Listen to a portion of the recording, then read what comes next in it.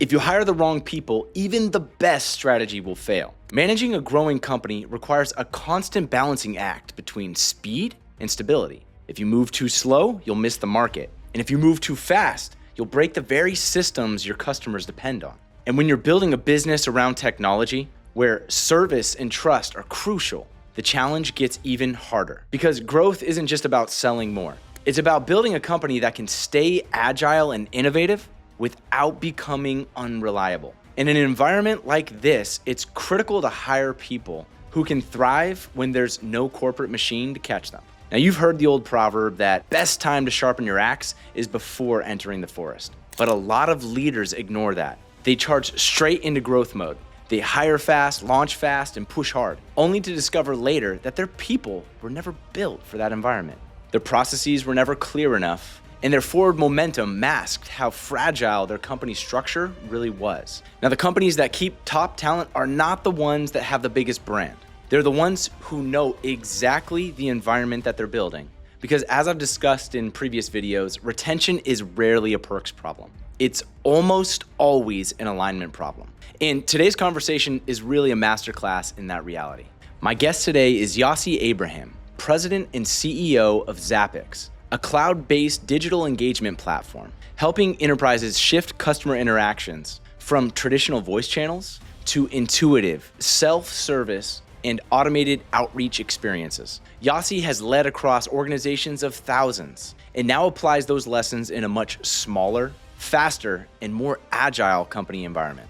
In this episode, we're going to unpack 3 leadership lessons that matter far beyond tech. First, why great leaders create a lighthouse and not a leash. Yossi shares how his teams perform better when leaders set clear direction that their teams can aim at, instead of over-controlling every step. Second, why hiring for resilience and flexibility beats hiring for pedigree alone. Especially in smaller growth stage companies, the people who win are not always the ones with the biggest company background. They're the ones who can take a hit, adapt fast, and keep moving.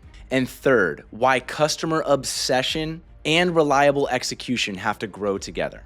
Innovation is nothing if it breaks customer trust. And long-term growth only happens when your teams can move fast without compromising quality. If you lead people, hire talent, or are trying to scale your business without losing your culture in the process, this conversation will give you a practical look at what it really takes. Let's get into it. Before we dive in here, Yossi, I just wanted to say, super excited to dig in. Thank you for joining on the show. Thank you. Thank you, Greg, for having me here. All right. Well, let's start with where you are today, Yossi. Can you tell me a little bit about what you do for Zappix? Yeah, so as you said, I'm the president and CEO of Zappix. And as a CEO, especially a CEO of a small, relatively small company, you do almost everything.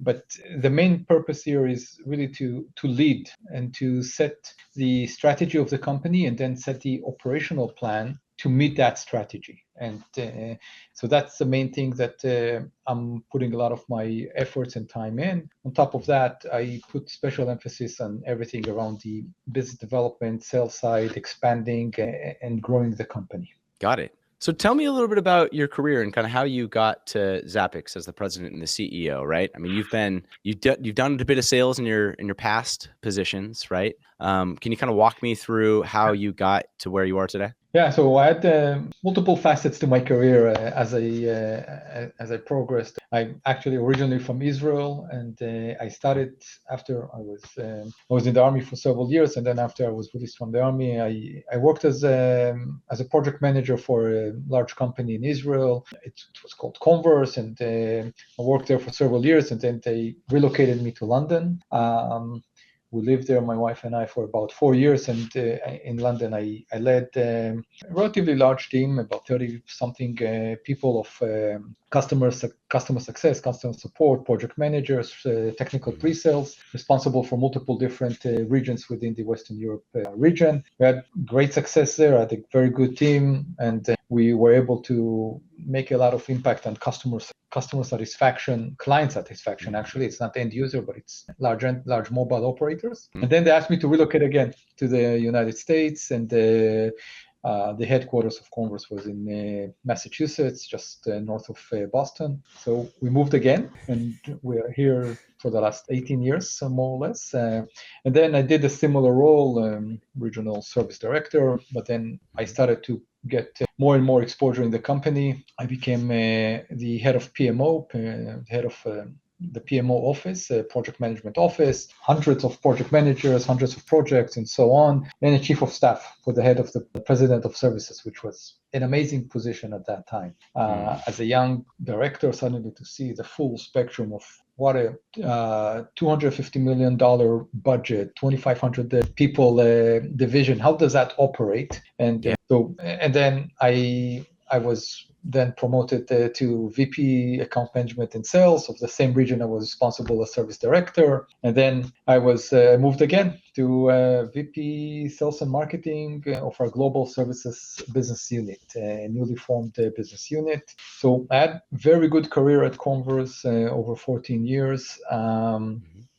And my last role there was responsible for over $250 million of maintenance revenues. And then we built a new offering of managed services. So I built a new business unit there, et cetera, et cetera. And so it was great. And after 14 years, I decided to move on. I became the chief marketing officer of a company called Excelicom, which comprised of consulting, professional services, and a product.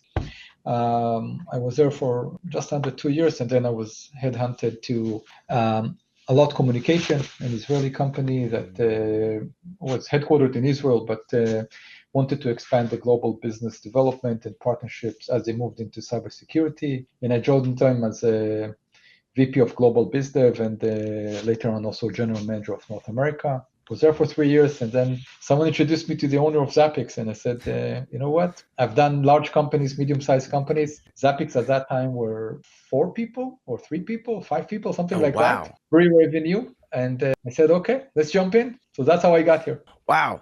Wild journey. And so I imagine a lot of what you've learned at Converse, right? That's really where you kind of grinded it out, got your experience in your career. You mentioned things that kind of triggered my interest, how you were focused on client satisfaction, right? And it sounds like that kind of permeated throughout most of your roles and probably influenced a little bit about how you run and manage Zappix as well. And so tell me a little bit, because like that's a huge jump going from a corporation with how many people worked for Converse? Converse was at peak 7,000, and then Excelicom was 7,000. At peak about 500. Allot was 400, 450. So to move all of that suddenly to 5 is it's a big shock. And and even the small things like in the larger companies, you have corporate marketing, you have all of the administration, HR, finance, and all of that works in a things that you don't even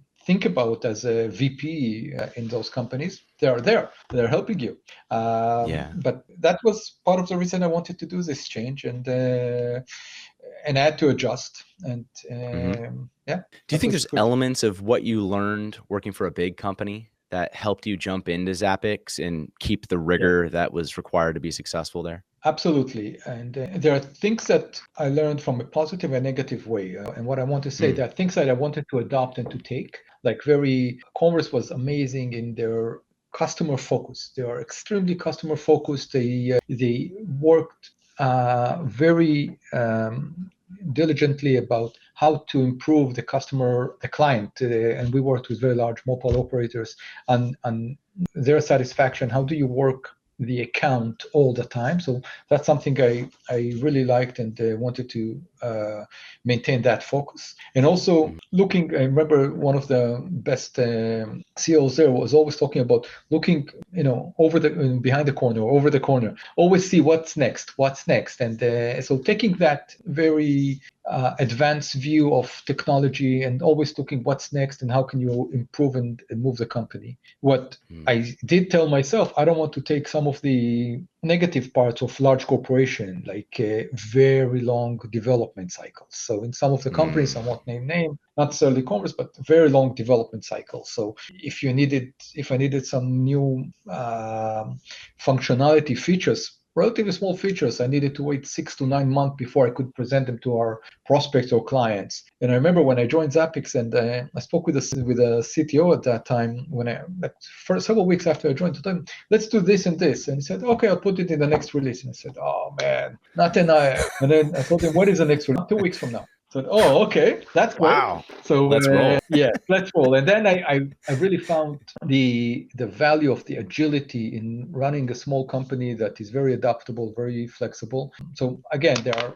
good things and bad things in very large corporations. Sometimes a lot of internal politics that you need to play. You need to have a lot of internal reviews. Sometimes, especially as you go more and more senior in some of those roles, sometimes you work 50% inside and not outside. And what I'm trying to do here is to have this atmosphere and this culture of we need to work outside. We don't need to minimal, very efficient internal processes in order to be very focused outside to our clients. Got it. And so when you're talking about that, because that's interesting, and I want to jump back to the long development cycles, because Zappix is significantly bigger now than they were when you first joined them. Still a relatively small team, right? But you've grown.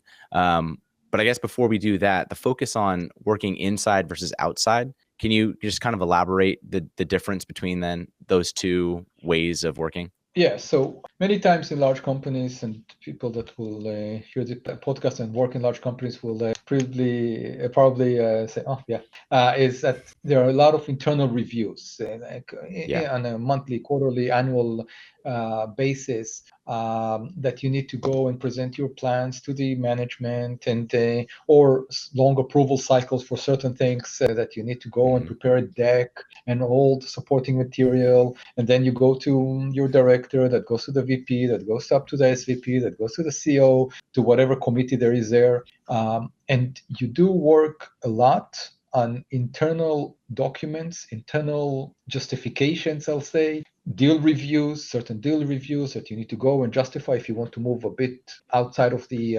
rules and procedures that the company has. And there are good reasons that all of them are there. Okay, it's a large company, they need to maintain that, but it's hard to be nimble, it's hard to be agile when you have all of those in place. And so I think from the get-go, we're trying here to have rules, to have processes, but there is still a lot of freedom for the people to work within. I think it's just broader lines of work for all of them. Sure, that makes sense. Like widening the bands of which they have to operate, right? When you set up checks and balances are great for large organizations. Obviously, you want to make sure that you're spending money in the right spot. You may have shareholders that you're accountable to, right? But with a small company, you have an opportunity to, develop with more freedom, more creativity. Allows you to, like you said, your cycle time to get something into the next release was a matter of weeks versus months. Yeah, and I saw a saying in one of my friend's offices which said, fail fast, which is really good for a small company. You try something, you take it to the market as an MVP, as a pilot or something like that, and then doesn't work. Okay, go to the next one. It's not a 7,000 people organization now that bets now on a product with everything that goes around it. That we can now launch something relatively new in an MVP. We know it's not ready for full production, but we can at least try the market with it. Sure. And when you're smaller, you have the opportunity to do that. I would also imagine that when you're recruiting or bringing in new people to join your team, right, you're looking for that in their personalities, right? Because not everybody's cut out for that short cycle. It's okay if something fails. We're just going to build something again. Like, tell me a little bit about how you maintain that sort of a culture throughout maybe some of the defeats, right? Yeah, and I made a lot of mistakes at the beginning with recruitments because, sometimes you bring people that are very similar to what I knew before. And those people that are coming from large organizations are also used to have all the relevant support, and especially in sales when they are used to have an SDR team, a BDR team, the marketing lead generation. And I'm telling them in advance, look, we don't have all of that. You need to pick the phone. You need to do the cold emails. You need to go and reach out. Yeah, I can do that. But you know what? They cannot. They cannot. They're working in 20 years in a certain way that lead generation teams are feeding your pipeline, and you're good at advancing the opportunity, but you don't know how to build a pipeline well enough, and so on. So this is still hard. I can tell you honestly, this is still hard. Recruitment is hard. It's difficult for a small company sometimes to attract the really, really good people.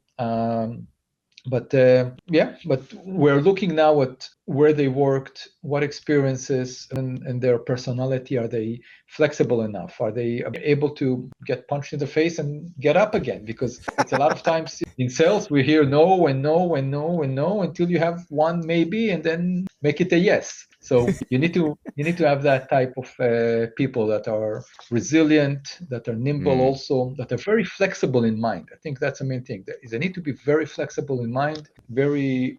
Everyone that is slightly rigid will not succeed in a small company. Totally makes sense. Well, when you're having to maybe change approach on a dime, right? Or to your earlier point, right? Deal with 100 no's before you get the one maybe, and yes, maybe we can manifest it into a yes, but that's all we need. We need that one yes to prove our case so that we can pour more effort into this, whatever initiative that we're working on. That you definitely need somebody who's resilient.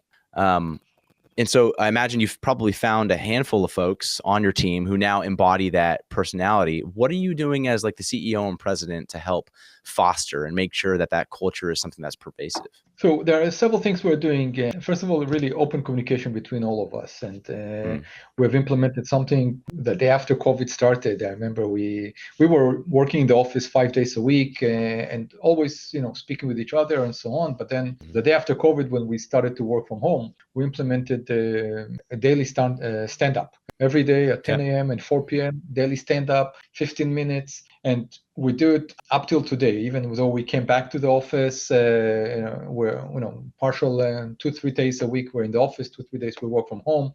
But we keep this 10 a.m. stand-up so we can all be together, and everybody in 15-20 minutes updates about what they're working on and so on, so everybody's updated about everybody else. And also when we're here, we're making sure that we have lunches together and so on, so we are together. On top of that, I believe in transparency to the team, where I do on bi-monthly company updates about multiple different facets of the organization: sales, lead generation, finance, product, to the entire company, and very transparent, very honest about the good things, the bad things, the risks, the opportunities. So that open communication and showing. I remember that in one of my officers trainings in the Israeli army, someone told us that think of yourself as a small fishing boat in a very rocky ocean, that if you don't have that lighthouse, that you set that lighthouse, you'll lose your way. But if you set that lighthouse, then you know your direction all the time. And that's what I'm trying to do, is to set that direction of the company. There's always noise. There's always noise, internal, external, technology, new technology that's coming in. But what is that lighthouse that you want to bring the company to?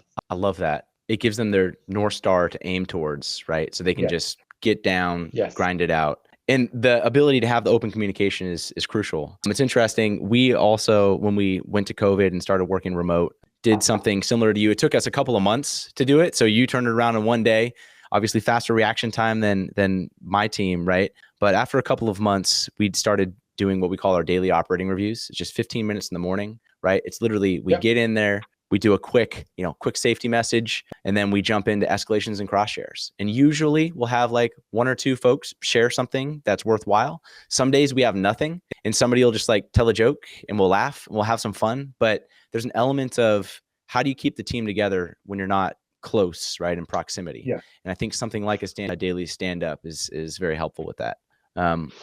Cool. So Yossi, I'm interested now, maybe as we transition into Zappix, like what's your North Star, right? Like what is it that you are guiding the team towards today? What are you focused on? So we are really customer obsessed. And what I'm talking about there is, how do we make sure that our solutions bring the highest value to our clients? And one of the things that we're doing continuously, again, we're a technology vendor.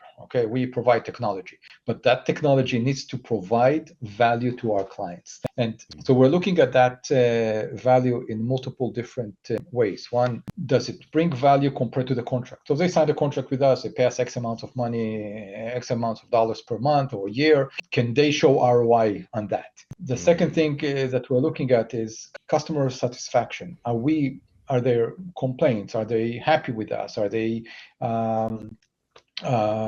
will they recommend us? Will they be a reference, and so on? So we're looking at it from that customer satisfaction, and the third one is from actual technology perspective. Is availability, serviceability, and all of those. And we give a score for each of those three, and I have a monthly operations review with the team that we review that and we discuss each of those clients. So one thing is really to make sure that our clients are happy with our service and they are renewing and there's minimum churn and so on. The second part is really providing a very innovative yet reliable solution. And with all of the discussions around AI and everything around now in the industry, you need to make sure that you really provide a solution, a service, a technology service that after you deploy it, works. And we work with some very large clients. Major hospitals, some very large enterprises, and you need to make sure that it works. So these are the two main things: that innovation, but reliable innovation, and the second part is customer obsessed. Totally makes sense. And when you pair those two things, it's a recipe for success. And so maybe we could take a step back then, and what is it? What problem are you trying to solve for your clients? So Zappix really transforms all of the engagement between an end user and the enterprise. And the enterprise can be a company, can be a healthcare provider, can be a public service provider, and so on, in everything around the inbound and outbound interactions. What do I mean by that? So we help our clients deflect a lot of the inbound calls, interactions, transactions.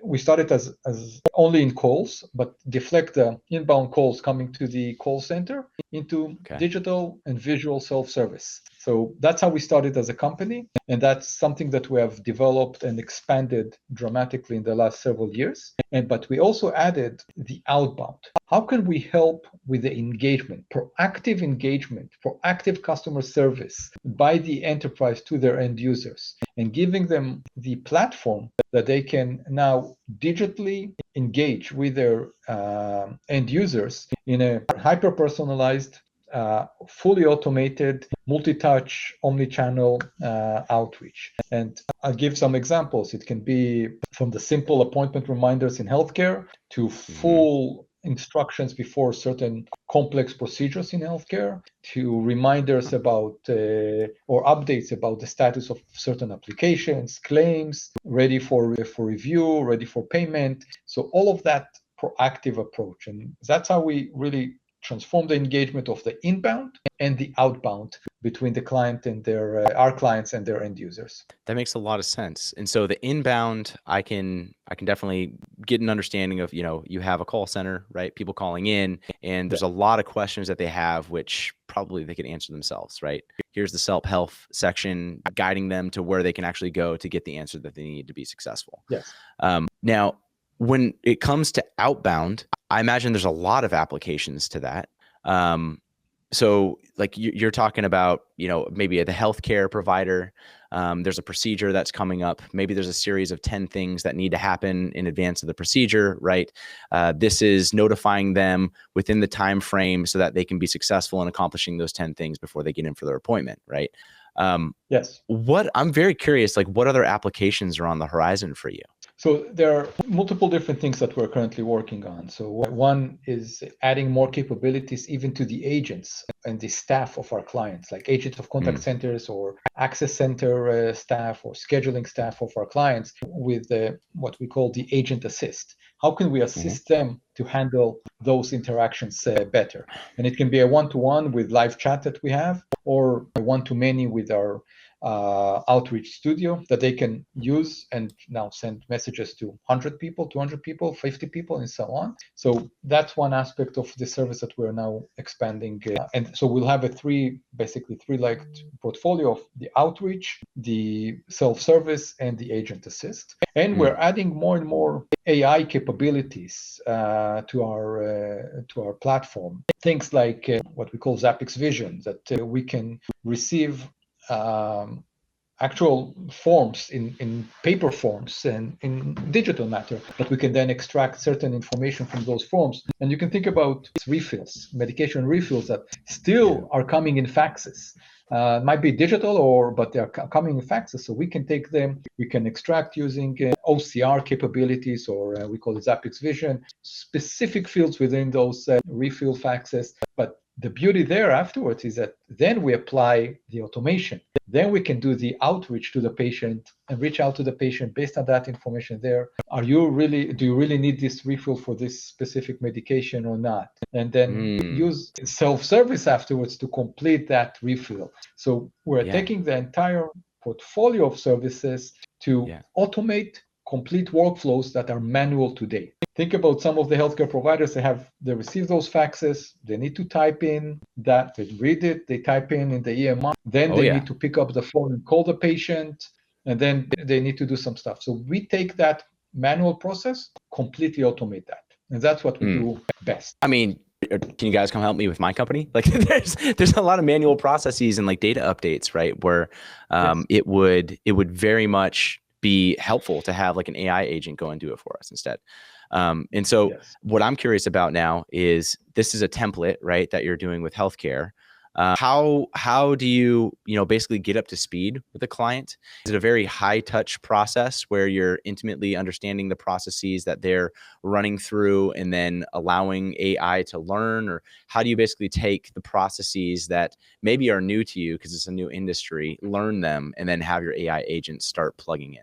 So it's a great question, because we are supporting multiple different industries. But one of the things that we're trying to find is the commonality, the common underlying workflow that needs to happen. And when you look at it, at the end of the day, almost every workflow has some decision making, some APIs or connectivity to external databases, data in, data out, and then take some decisions, and you have an output. And what we have is, we have the Zappix Studio, which is our service creation environment that does all of that. So we have the ability to call to APIs through the studio without coding. We have the ability to build all the self-service user interface in our studio. So we can turn around a full deployment in 4 to 6 weeks to large enterprise clients. And what we do initially is we map with them the workflow. Understand, and it can be on a piece of paper. We ask them to draw us the workflow, and we do that afterwards in Miraboard, Figma, and so on. But have the workflow, understand the relationship with the other databases or other EMRs, ERPs, CRMs, and so on that we need to receive or push information to. And after we have that mapping, which sometimes takes the longest part for us. So we map this 1-2 weeks. We work with them, and they sign off on that, and the implementation team takes that into our studio, implement that, fully branded, fully customizable for them, and then we can launch again in 4 to 6 weeks. We can launch full solutions. Wow, that's fast. I mean, that's a quick turnaround. But you're absolutely right. The intake process is what makes the difference, right? If your intake is high quality, high touch, and you have a very good understanding of the process flows and the nuances of this process versus maybe another company that you've worked with in the past, then the development of it should be relatively easy. Yes, and one of the things I do bring is a lot of project management experience. I was a project manager for a long time, long part of my career. And you really, when you know project management well, you know the importance of specifications. Understand, if you do their specifications correct at the beginning, the project is much more successful. If they are fluid, then you have a lot of interpretations going in there. Yeah, no, absolutely. It's interesting. My background's in project management as well. And so I manage a project and program team that manages technical projects for one of the largest utilities on the West Coast, right? And so all my team is doing is intake. Like that's the biggest piece. And if we get that right, then 9 times out of 10, we're going to have a very successful deployment. If we're lazy in our intake, right, or we're rushed because Yep. an executive needs to Yep. get something out in a couple of weeks rather than the full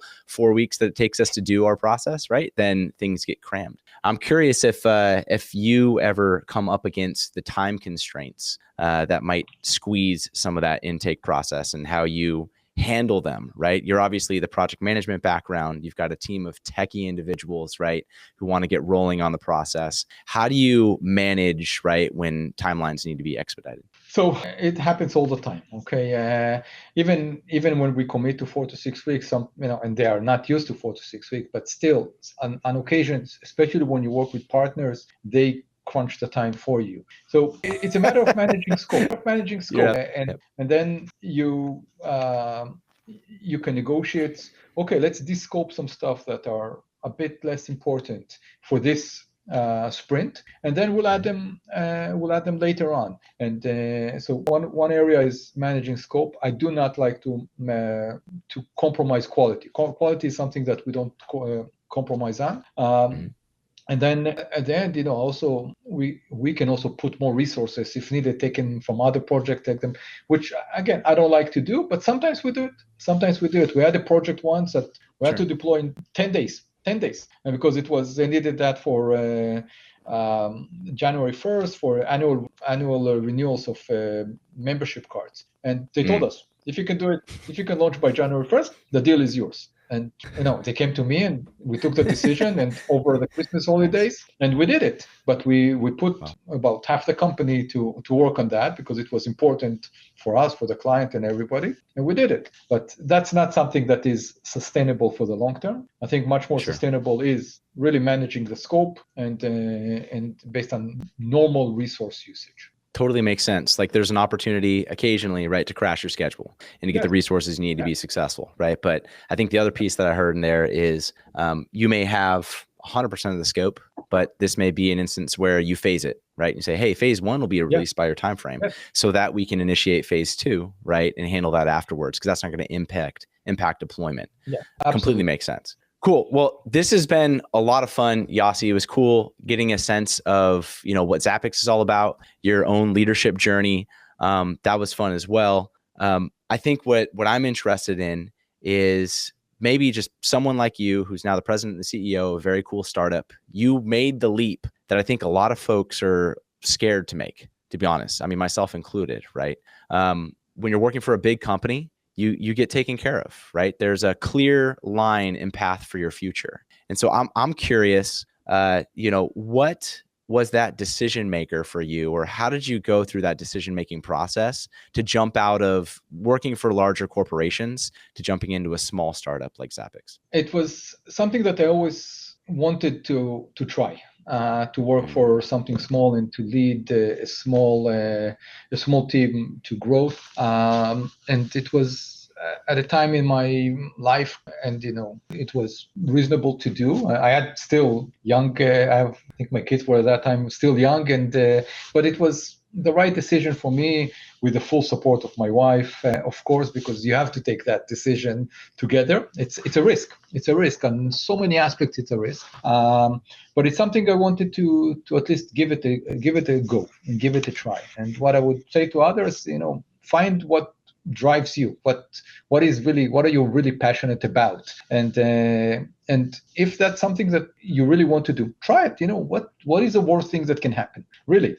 So you lose a year and a half, and seriously, and but if you believe in yourself, if you believe in the path that you have taken so far, then I've done my, of course, financial calculation before and said to myself, okay, if that happens, worst case scenario happens, can we do that? And yeah, we said we will take that risk, and that's it. So I really wanted to do it. I'm really enjoying the journey. It's not an easy journey. There are ups, there are downs. There's and many times you're alone, and you're alone because so first of all, it's a small company and you're at the head of the pyramid. And as opposed to being a VP in a large company, there are multiple VPs, you can consult with other people and so on. In a small company, top of the pyramid, sometimes you're alone, and you need to find that support system for you that you have to have it. Yeah, I love it. Where do you get that support system? Are you a member of different groups of other CEOs, presidents, or is it your family? Like, how do you get that support? So support is mainly through friends and family. I have a couple of friends that are my sounding board on the professional things that I can consult with them. They're also in senior roles, so I can consult with them. And then my wife and my brothers, and There are also some support group for me, my wife for sure, and then I have a couple of brothers that are also in the high tech industry. One of them is also leading a company, so it's great to also just share challenges, conflicts that you have. What do you do? And it's great to do that. Yeah, one of the best ways to remember that you're not alone is to have a like-minded group of individuals around you, right? Encouraging one another, learning from one another, picking each other up when you're feeling down. Because you're right, yeah. Whether it's a entrepreneur route, whether you're the founder of a smaller company, you're going to deal with the ups and the downs. Now, as you look ahead, last question I have for you, Yossi, is what are you most excited about when you're looking into Zappix's future? So I really am looking into making some difference in our growth. So we had nice growth over the last several years. We are capital efficient. We had capital efficient growth. We brought the company to.